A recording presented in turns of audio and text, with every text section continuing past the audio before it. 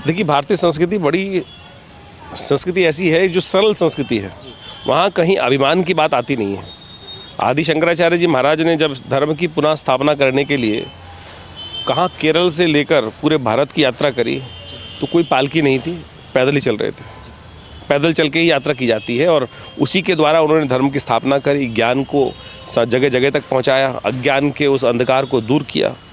तो आज उस पद पर आसीन, उनकी परंपरा के पर आसीन कोई होना चाहते हैं, कोई पद बनना चाहते हैं, तो उनको विशेष तौर पर इस बात को ध्यान रखना चाहिए कि हम किसके अनुयायी हैं, किनको नाम को लेके चल रहे हैं। तो आदि शंकराचार्य जी महाराज ने तो कभी कोई आसन दिया भी नहीं, तो इस बात का ध्यान रखना चाहिए।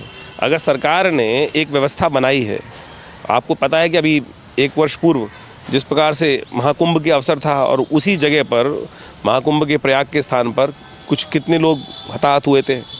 तो आज सरकार के ऊपर व्यवस्था है, सरकार को बनाने की ज़रूरत है कि कैसे व्यवस्थाएं बनानी हैं।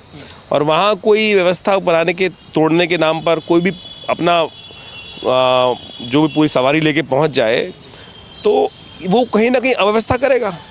और अगर उनको जिस प्रकार से कोई अव्यवस्था की बात की जा रही है, तो ये बात कहनी चाहिए कि सरकार को आपको केवल मेल नहीं, व्हाट्सएप पे मैसेज नहीं भेजना चाहिए। आप अगर इतने बड़े संप्रदाय को लेके चल रहे हैं, तो आपको वहाँ पूरी व्यवस्था करने का प्रयास करना चाहिए था, बताना चाहिए था कि भाई हम आएंगे, इस समय पर करेंगे। और मुझे नहीं लगता है कि कोई भी सरकार में बैठा हुआ व्यक्ति आपको किसी भी चीज़ को इग्नोर करेगा। लेकिन तथाकथित तौर पर ज़बरदस्ती विवाद बनाना, जिनके साथ जुड़े रहते हैं तो वो कुछ ना कुछ विवाद बनाने की तरफ ही जाते हैं, न्यूज़ बनाने की तरफ जाते हैं, तो वो व्यवस्थाएं ठीक नहीं है। तो इस बात को हमें समझना चाहिए कि आज पूरे विश्व में भारत का पुनः नाम उस विश्वगुरु के रूप में स्थापित हो रहा है। और हमारे ही कुछ लोग यदि उस संस्कृति का नाम खराब करने का प्रयास करेंगे, उस क्षेत्र में कार्य करेंगे, तो वो कहीं ना कहीं भारतीय संस्कृति के लिए, भारत के लिए, सनातन के लिए अच्छा नहीं है। इस बात को हम पूरी तरह से समझें कि जो कार्य था वो रास्ता वापस आने का था। उस रास्ते पर आप बिना सरकारी परमिशन के, मेला परिसर की बिना परमिशन के, बिना व्यवस्था बताए हुए हैं, मैं कहीं इतनी भीड़ है वहाँ पे, लाखों लोग वहाँ जा रहे हैं स्नान करने के लिए। और इतनी बड़ी स्थिति अभी ख़राब होकर चुकी थी कि जब आप ये देखें कि सरयू संगम के स्थान पर कितने लोग बेचारे कैसे पहुँच गए थे भीड़ लेकर, और ऐसे मेले में हम ज़बरदस्ती वहाँ पहुँच जाएँ। और मैं कह रहा हूँ, अगर सरकारी व्यवस्था, आप समस्या क्या है, मेरे अंदर अहंकार आ जाता है। हम रास्ते में गाड़ी लेके जा रहे हैं, कोई पुलिस वाला रास्ते में रोकता है, तो हमको सबसे पहले लगता है कि इसकी औकात कैसे है मुझे रोकने की। तो उस कारण से क्या होता है कि हम सवारी लेके जाएंगे, तो आप पैदल चल देते भाई साहब। अगर आपको दिक्कत थी सरयू स्नान संगम में, प्रयाग में, उस माघ के महीने में, उस मौनी अमावस्या के दिन स्नान करना ज़्यादा ज़रूरी था, ये अपने स्वाभिमान, अभी अपने अहंकार की पूर्ति के लिए कुछ अर्पित करना ज़रूरी था। तो यहाँ इस बात को समझने की आवश्यकता है। तो हम संतवेश में हैं, संतवेश में हमको सम्मान, सरकार का भी, उस छोटे से छोटे व्यक्ति का भी सम्मान करने का प्रयास करना चाहिए। अगर वो वहाँ व्यवस्था बना रहा है, तो इसको पूरे परिदृश्य को बदलने की आवश्यकता नहीं है। तो आज इस बात को हमको सही रूप समझने की आवश्यकता है कि जो वीडियोग्राफीज आई हैं, उसके अंदर अभी मुक्तेश्वरानंद जी जिस प्रकार से अपने संपूर्ण संप्रदाय के साथ वहाँ हाँकते हुए चल रहे थे, आगे चलते चले जा रहे थे, चले जाओ चले जाओ चले जाओ चले जाओ। अरे भाई, आप ज़बरदस्ती बैरियर तोड़ रहे हो। और वहाँ से पिछली बार भी यही हुआ था कि हल्का सा लोग बैरियर तोड़कर, पेंटून पुल का बैरियर तोड़कर वहाँ भागते चले गए थे, और उस अंधकार में आगे लेटे हुए व्यक्ति किस प्रकार से कुचले गए थे। तो आज इस बात को हमें समझना चाहिए कि मेला है, और मेले के अंदर जो व्यवस्थाएँ हैं, व्यवस्था बनाने का कार्य साधु समाज का नहीं है। व्यवस्था बनाने का कार्य वहाँ जो सरकार उपस्थित है, जो प्रशासन उपस्थित है, तो उनके ऊपर जिम्मेदारी है, उनके अनुसार हमको चलना चाहिए। अच्छा, शंकराचार्य जी ने ये भी एक बयान दिया है कि योगी जी को लेकर उन्होंने बयान दिया कि औरंगजेब से तुलना कर दी उनकी, बाबर मंदिर तोड़े जा रहे हैं, योगी जी हिंदू नहीं है, संत नहीं है। इसको लेकर आप क्या कहेंगे? पहले तो बताएं, अरे औरंगजेब कौन था? औरंगजेब इस देश के अंदर वो आताताई राजा था, वो आताताई था जिसने मंदिरों को तोड़ा और उसके ऊपर मस्जिद बना दी, उसके ऊपर मस्जिद बना दी। आज जो यूपी में, उत्तर प्रदेश में या भारत में जहाँ भी कार्य किया जा रहा है, भारतीय सनातन संस्कृति के अंदर आप समझें कि पिछले 1000 साल के अंदर किस प्रकार का तोड़ किया गया, कैसे कैसे विध्वंस किए गए। और अहिल्याबाई होलकर ने आज से 250 साल पहले 1750-60 के दशक में, शताब्दी के समय में, आप समझें कि उन्होंने जीर्णोद्धार कराया चीज़ों का, और कैसे कैसे वो घाट बनाए, जो भी चीज़ बने।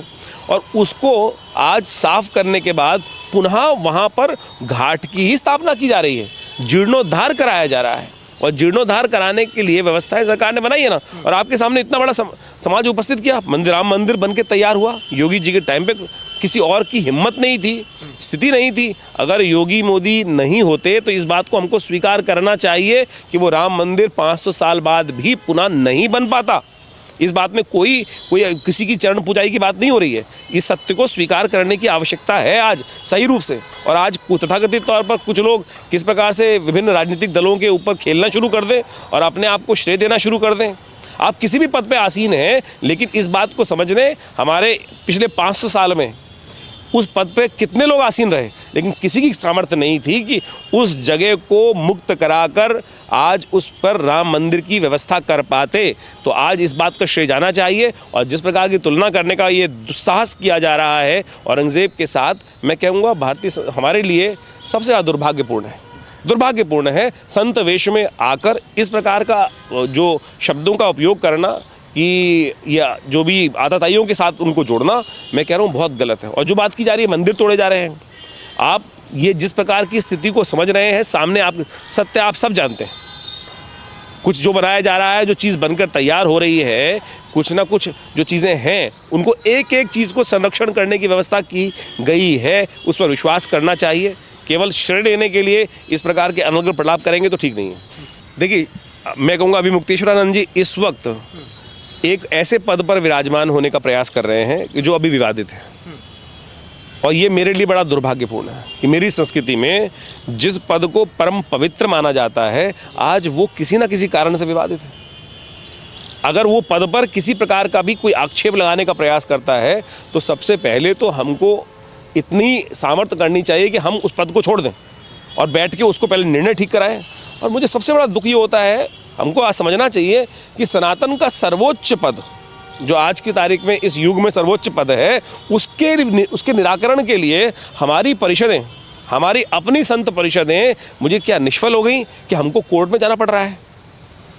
आज उसकी हजारों व्यवस्थाएं थी। शंकराचार्य जी ने जिस संस्कृति की स्थापना करी थी, समस्त विवादों को हटाने के बाद उसकी व्यवस्था करने का सुंदर कार्य बनाया, और उसके बाद आज ऐसे विवाद उपस्थित किए जा रहे हैं केवल स्वांता सुखाए के लिए। ये दुर्भाग्यपूर्ण है। तो इस बात को हमें समझना चाहिए कि ये स्थितियां क्यों हुई। मेरे संबंध में, मेरे परिवार में से ब्रह्मानंद सरस्वती जी हुए, मेरे बाबा के मामा जी लगते थे ब्रह्मानंद सरस्वती जी। आज जिस पद पर इतना ज़्यादा विवाद उपस्थित किया जा रहा है, जिस गद्दी के ऊपर इतना विवाद किया जा रहा है, ब्रह्मानंद सरस्वती जी मेरे बाबा के मामा जी थे।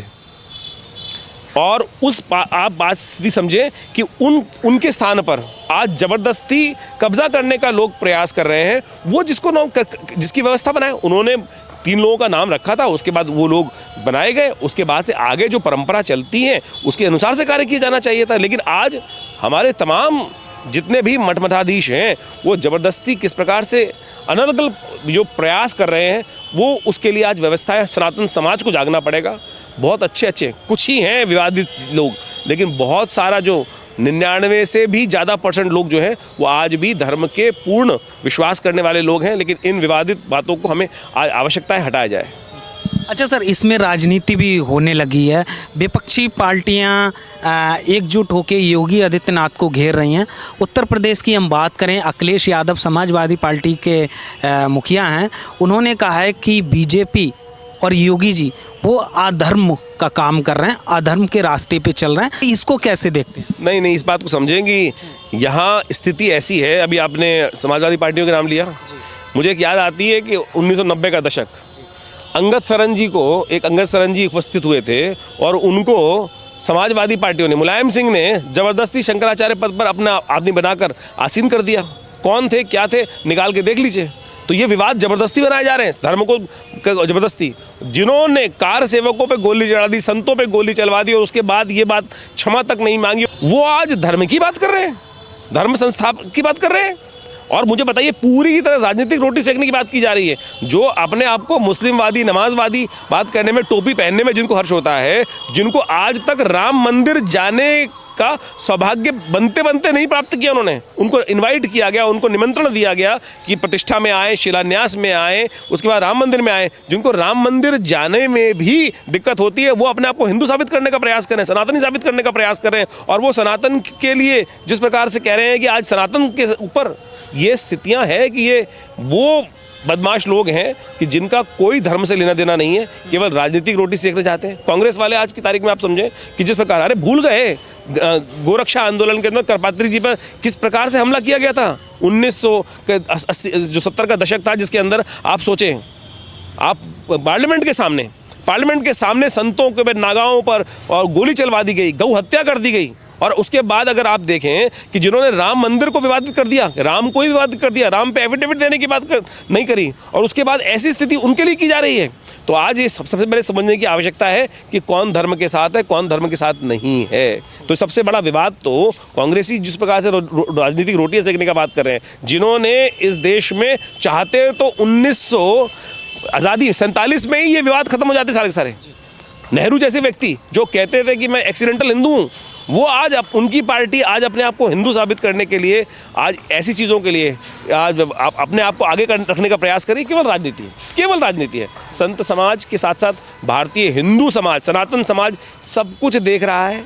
बोलता नहीं है सनातन समाज, लेकिन जब आघात करता है, प्रत्युत्तर देता है तो सबको साफ कर देता है। देखिए, इस वक्त इस बात को हमें समझना चाहिए, ये ऐसे प्रयास हैं जो बहुत ही दुर्भाग्यपूर्ण हैं, बहुत ही खतरनाक हैं भारत के लिए, भारतीय संस्कृति के लिए खतरनाक है। बड़ी मुश्किल से 2000 साल बाद हमको एक ऐसा समय मिला है कि जब सनातन को पुनः शंकराचार्य जी के बाद, मैं कहूँगा आदि शंकराचार्य जी ने जिस प्रकार से आज से 2000 साल 2500 साल पहले सनातन की पुनः स्थापित करने का प्रयास किया था, उसके बाद आज जो क्षय हुआ है उसको ठीक करने के लिए ये समय आया है।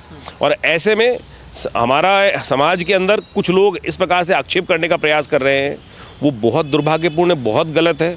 योगी बड़ी मुश्किल से आए हैं, आप ये बात समझना कि बड़े मुश्किल से भारत के लिए, सनातन के लिए ये सौभाग्य का अवसर आया है। और इस सौभाग्य का अवसर को हमको छोड़ना नहीं चाहिए, हमको उनका साथ देना चाहिए। आतताई नहीं है, भारत की संस्कृति को पुनर्जागृत करने के लिए पुनः निर्माण की वेला है। और ऐसे निर्माण की वेला में बहुत सारे खरपतवार आएंगे, उन खरपतवारों को हटाना ही पड़ेगा, चाहे वो किसी भी वेश में हो। ये समाज, सनातन समाज को समझ लेना चाहिए। योगी जी और मोदी जी की जो जोड़ी है, इस वक्त भारत में जो व्यवस्थाएं चल रही हैं, ये पुनः भारत का निर्माण करने के लिए हो रहा है। जो कार्य हमको सौभाग्य मिला था 1947 में हो जाना चाहिए, जो हमने सपना देखा था, वो अब जाकर कुछ होना शुरू हुआ है। तो जो निर्माण हो रहा है वो बहुत सुंदर हो रहा है। और जिस श्रृंखला में हम हैं, अगर हल्की सी भी गलती हुई तो ये जो समाज अब की बार बदलाव आएगा ना, वो आप ये मान के चल लेना, फिर वो युग दोबारा वापस परिवर्तन की तरफ नहीं आएगा। भारत के अंदर एक बात समझनी चाहिए, इस वक्त जो आक्षेप लगा रहे हैं वो ईमानदार हैं, जो कार्य कर रहे हैं वो ईमानदार हैं। दिल पर हाथ रखकर कोई भी व्यक्ति आज ये बात कह दे कि ईमानदार कौन है, विपक्ष या पक्ष, इस बात को समझ लें। मैं मोदी और योगी की बात नहीं कर रहा हूँ, इस बात को मैं समझना चाहिए कि जो चोर मौसेरे भाई जिस प्रकार से व्यवस्था चल रही है, पहले किसी ने लूटा, बाद में किसी ने लूटा, कहाँ से आया, कैसे आया, अंग्रेज़ों के जाने के बाद भी इस देश को कौन लूट रहा था, इस देश का रिक्शा वाला भी जानता है। इस देश का रिक्शा वाला भी जानता है कहाँ से किसके पास पैसे आए हैं, ये सब जानते हैं। और जिनके पास झोला में जेब तक नहीं है, वो कितने ईमानदार बिल्कुल हैं, इसके लिए ऊपर कोई आक्षेप नहीं कर सकता कोई व्यक्ति भी। इस बात को हमें समझ लेना चाहिए। तो इस बात पे भारत की जनता पूरी तरह जान रही है। और भारत की जनता को एक प्रश्न का उत्तर यहाँ देना चाहिए कि क्या जो लोग आज आक्षेप लगा रहे हैं वो कितने ईमानदार हैं। साइकिल पे आए थे, आज मर्सिडीज़ और हवाई जहाज़ में चलते हैं। और दूसरे लोग जो थे वो शुरू से जिस प्रकार से रहे हैं, आज उनकी जायदाद पूरे विश्व में फैली पड़ी हैं। कौन है वो लोग, आपको वो भी समझाना चाहिए कि जो आक्षेप लगा रहे हैं वो किस तरह के लोग हैं और वो कैसे क्या अन्न खाकर जिस पद पर पहुँचे हैं, सोचो तो सही। और उसके बाद आक्षेप लगाने का प्रयास करो। कह रहे मठ मंदिर में जाना चाहिए, इनको वहाँ बैठना चाहिए। देश चलाने के युग नहीं है ये लोग इनको तो मंदिर में बैठना चाहिए, मठ में बैठना चाहिए मोदी योगी को। देखिए भाई साहब, एक बात समझ लें, अगर सनातन को पढ़ेंगे तो पता चलेगा अयोध्या का राज्य कौन चलाता था। दशरथ चलाते थे क्या? वशिष्ठ चलाते थे। चंद्रगुप्त के समय राज्य कौन चलाता था? चाणक्य चलाते थे। तो ये बात समझें कि जो संत वेश में है, धर्मयुक्त है, वही व्यवस्थाओं को ठीक चला सकता है। इस देश की संस्कृति रही है कि विद्वानों ने देश चलाया है, संतों ने देश चलाया है। जो संत है वही धर्मयुक्त कार्य कर सकता है। जो संत वेश में नहीं है वो तो जो है आपको समझ में आना चाहिए कौन क्या कर रहा है।